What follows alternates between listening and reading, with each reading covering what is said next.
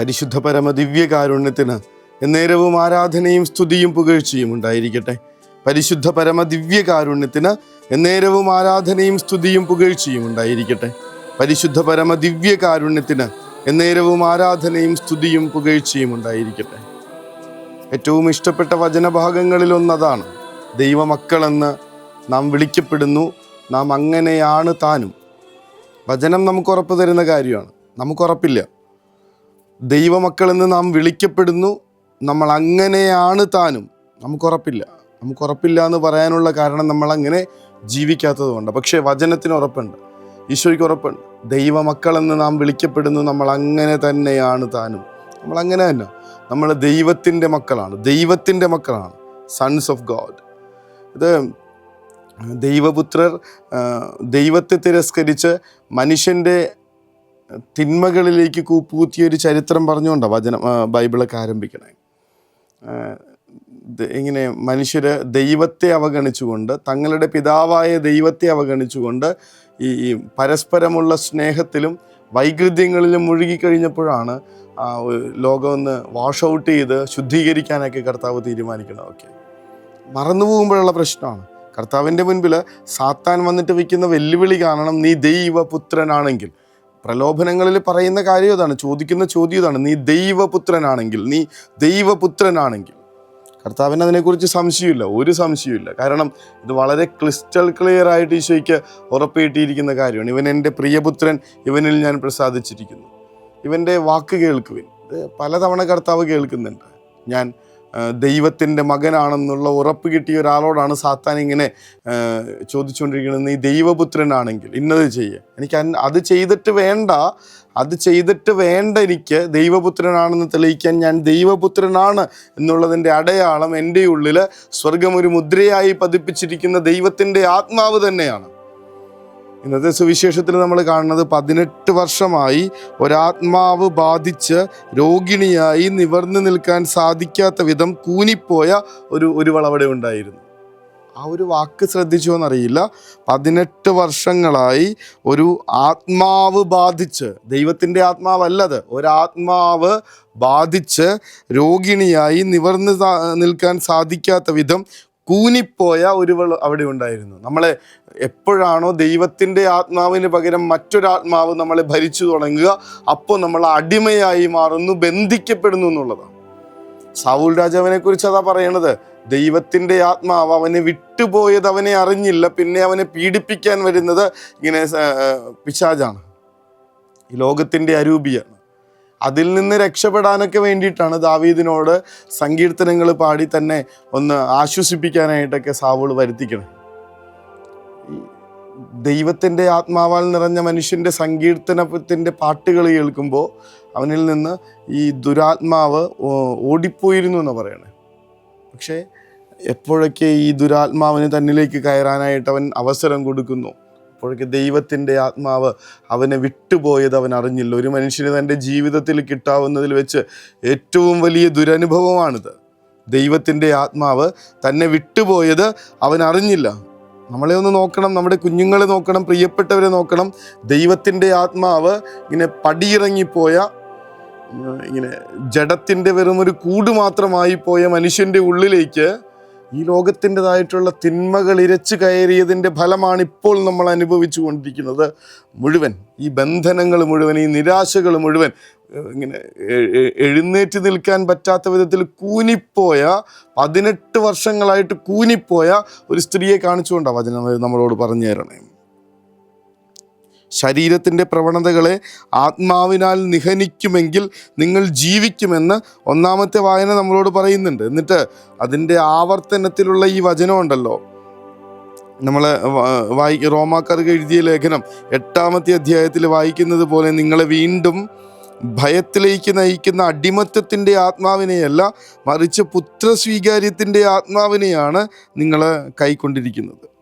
അവിടെയാണ് പിന്നെ നമ്മൾക്ക് ആ ഉറപ്പ് കിട്ടുന്നത്. നാം മക്കളാണെങ്കിൽ അവകാശികളാണ്, ദൈവത്തിൻ്റെ അവകാശികളും ക്രിസ്തുവിൻ്റെ കൂട്ടവകാശികളും. ക്രിസ്തുവിനെ കണക്ക് ഇങ്ങനെ സ്വർഗത്തിൻ്റെ അവകാശികളായ മനുഷ്യർ എന്തുകൊണ്ടാണ് ഈ ലോകത്തിൻ്റെ മുൻപിൽ ഇങ്ങനെ കൂനി പിടിച്ച് അടിമകളായി മറ്റെന്തിൻ്റെയൊക്കെ മുൻപിൽ തലകുനിച്ച് ഇരന്നു നിൽക്കുന്നത്? ദൈവത്തിൻ്റെ ആത്മാവിന് പകരം മറ്റേതൊക്കെയോ ആത്മാവിനെ ഇങ്ങനെ ഉള്ളിലേക്ക് കുടിവെച്ചതിൻ്റെ കാരണം കൊണ്ടാണ്, ഉള്ളിലേക്ക് കയറാൻ അനുവദിച്ചതിൻ്റെ കാരണം കൊണ്ടാണ്. ദൈവാത്മാവ് കൊണ്ട് നിറയപ്പെടേണ്ടിയിരുന്ന ആത്മാവും ശരീരവും മറ്റേതൊക്കെയോ ആത്മാക്കളെ കൊണ്ട്, മറ്റേതൊക്കെയോ ലോകാരൂപികളെ കൊണ്ട് നിറച്ചതിൻ്റെ ഫലമായിട്ടാണ് ഇപ്പോഴും നമ്മൾ അനുഭവിച്ചു കൊണ്ടിരിക്കുന്ന അടിമത്തവും അസ്വസ്ഥതയും എന്ന് തിരിച്ചറിയണം. എന്നിട്ട് കർത്താവ് ചോദിക്കുന്നൊരു ചോദ്യമുണ്ട്. ഈ 18 വർഷങ്ങളായി ഒരു സാത്താൻ ബാധിച്ചിരുന്ന ഈ മകളെ, ബന്ധിച്ചിട്ടിരുന്നവളായ അബ്രാഹത്തിൻ്റെ ഈ മകളെ ഞാനിന്ന് അഴിച്ചുവിടേണ്ടതില്ലയോ? ബന്ധനമാണെന്ന് പറഞ്ഞതിന് 18 വർഷം കർത്താവ് പറയുന്ന കാര്യമാണ്. 18 വർഷങ്ങളായി സാത്താൻ ബന്ധിച്ചിട്ടിരുന്നവളായ അബ്രാഹത്തിൻ്റെ ഈ മകളെ ദൈവത്തിൻ്റെ മക്കളാണെന്ന് പറഞ്ഞ് തുടങ്ങിയതാണ്. നാം ദൈവത്തിൻ്റെ മക്കളാണ്, അങ്ങനെയാണ് താൻ. ദൈവത്തിൻ്റെ മക്കളാണെന്ന് പറഞ്ഞു തുടങ്ങിയ മനുഷ്യർ ഇപ്പോൾ ആലോചിച്ച് നോക്കണം നമ്മുടെ സ്റ്റാറ്റസ് എന്താണെന്ന്. സാത്താൻ ബന്ധിച്ചിട്ടിരിക്കുന്നവളായ ഇവളെ 18 വർഷങ്ങളായിട്ട്, എത്ര വർഷങ്ങളായി സാത്താൻ നമ്മളെ കുടുക്കിൽപ്പെടുത്തിയിട്ട്, എത്ര വർഷങ്ങളായി അവൻ്റെ ചിന്തകളിലും അവൻ്റെ പഠനങ്ങളിലും നമ്മളെ കുരുക്കിയിട്ടിട്ട്, എത്ര വർഷങ്ങളായി അവൻ്റെ വഴിയിലൂടെ നമ്മളെ കൈപിടിച്ച് നടത്താൻ തുടങ്ങിയിട്ട്, എത്ര വർഷങ്ങളായി സാത്താൻ നമ്മളെ സ്വന്തമാക്കി കൂന് പിടിച്ചവരാക്കി മാറ്റിക്കളഞ്ഞിട്ട്. തമ്പുരാനെ, അങ്ങയുടെ ആത്മാവിനാൽ ഞങ്ങളെ വീണ്ടെടുക്കണമേ എന്ന് പ്രാർത്ഥിക്കണം. സ്വർഗത്തിൻ്റെ ആത്മാവിൻ്റെ ശക്തി അയച്ച ഭീരുത്വത്തിൻ്റെ അടിമത്വത്തിൻ്റെ ആത്മാവിനെയല്ല, പുത്രസ്വീകാര്യത്തിൻ്റെ ആത്മാവിനെ. കർത്താവെ, ഞങ്ങൾ അങ്ങയുടെ മക്കളാണെന്നുള്ള തിരിച്ചറിവിൽ, ആ മഹത്വമുള്ള ജീവിതത്തിൻ്റെ സ്റ്റാൻഡേർഡിൽ, ക്വാളിറ്റിയിൽ ഞങ്ങളുടെ ജീവിതം മുന്നോട്ട് കൊണ്ടുപോകാനുള്ള കൃപ തരണമേ എന്ന് പ്രാർത്ഥിക്കുക.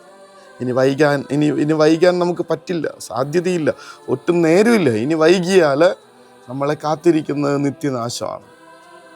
നമ്മളിങ്ങനെ ഉള്ളിലേക്ക് കയറാൻ അനുവദിച്ചു കൊടുത്ത, കുടുംബത്തിൻ്റെ അകത്തളങ്ങളിലേക്ക് നമ്മളിങ്ങനെ വളം വെച്ച് കൊടുത്ത ലോകത്തിൻ്റെ അരൂപികൾ, തിന്മയുടെ ശക്തികൾ, എൻ്റെ ഹൃദയത്തിലേക്ക് ഞാൻ സ്വീകരിച്ചിട്ടുള്ള, അറിഞ്ഞും അറിയാതെയുമൊക്കെ സ്വീകരിച്ചിട്ടുള്ള എല്ലാ അടിമത്തത്തിൻ്റെ ആത്മാക്കളെ, പിശാചിൻ്റെ ബന്ധനത്തിൽ നിന്ന് ഞങ്ങളെ മോചിപ്പിക്കണമേ തമ്പുരാനെ എന്ന് പ്രാർത്ഥനയോടുകൂടെ നമ്മളെ സമർപ്പിച്ച്, പ്രിയപ്പെട്ടവരെ സമർപ്പിച്ച്, സാത്താൻ ബന്ധിച്ചിട്ടിരിക്കുന്നവരായ ഓരോരുത്തരെയും കർത്താവിൻ്റെ ഈ തിരുക്കരങ്ങളിലേക്ക് സമർപ്പിച്ച്, അവിടുത്തെ ആത്മാവിൻ്റെ ശക്തിയാൽ ഞങ്ങളെ അവിടുത്തെ പുത്രന്മാരാക്കി, പുത്രിമാരാക്കി, സ്വർഗത്തിൻ്റെ അവകാശികളാക്കി തീർക്കണമേ എന്ന് അപേക്ഷിച്ചു വലിയ അനുഗ്രഹത്തിനായി അവിടുത്തെ ആശീർവാദം സ്വീകരിക്കാൻ പരിശുദ്ധ സ്നേഹമേ, പരിശുദ്ധ പരമദിവ്യകാരുണ്യമേ, അനന്ത സ്നേഹമേ, പരിശുദ്ധ പരമദിവ്യകാരുണ്യമേ, അനന്ത സ്നേഹമേ.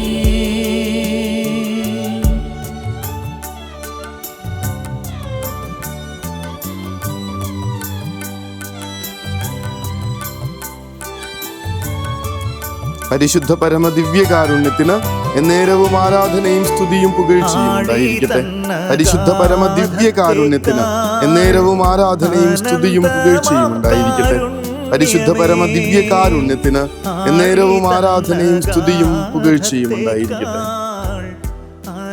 കർത്താവിൻ്റെ വലിയ വാഗ്ദാനമാണ്, ഞാൻ നിങ്ങളെ അനാഥരായി വിടുകയില്ല, നിങ്ങൾക്കായി ഒരു സഹായകനെ തരും. ഈ ലോകത്തെ ജയിക്കാൻ കർത്താവ് നമുക്കായി തരുന്ന അവിടുത്തെ ആത്മാവിൻ്റെ ശക്തി കൊണ്ട് ബന്ധനങ്ങളെ പൊട്ടിച്ചെറിയാൻ വേണ്ട കൃപയ്ക്ക് വേണ്ടി പ്രാർത്ഥിച്ച്, പരിശുദ്ധാത്മാവെ ശക്തി പകർന്നിടണേ, അവിടുത്തെ ബലം ഞങ്ങൾക്ക് ആവശ്യമെന്ന് കർത്താവെ നീ അറിയുന്നു.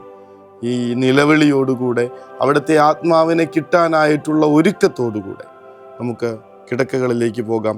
പരിശുദ്ധാത്മാവിനെ കൊണ്ട് അഭിഷേകം ചെയ്യപ്പെട്ടവരായി നമുക്ക് പുതിയൊരു ജീവിതത്തിലേക്ക് ഉണർന്നെഴുന്നേൽക്കാം.